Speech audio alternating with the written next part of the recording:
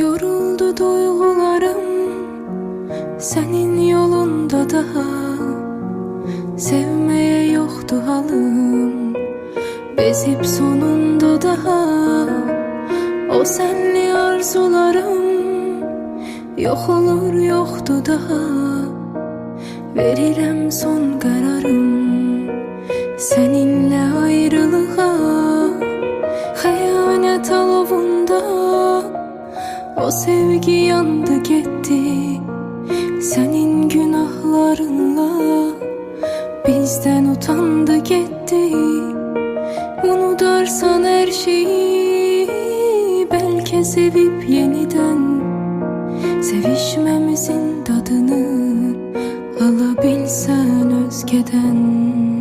Bu soyuq akşamlar senden soyuyor kalbim. Ya da düşse de öten anlar seni yüreğimden sildim. Bu soyuq akşamlar senden soyuyor kalbim.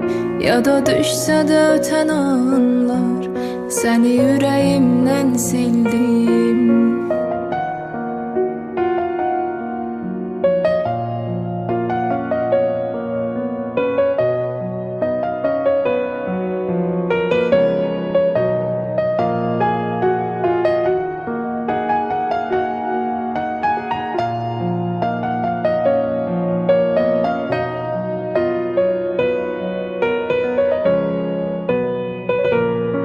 Sene bir daha dönmeyeceğim, bu gururuma söz verdim.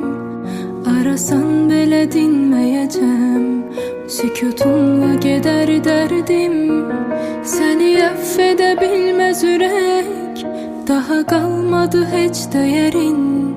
Zaman her şeyi halledecek, bir başkası tutar yerin.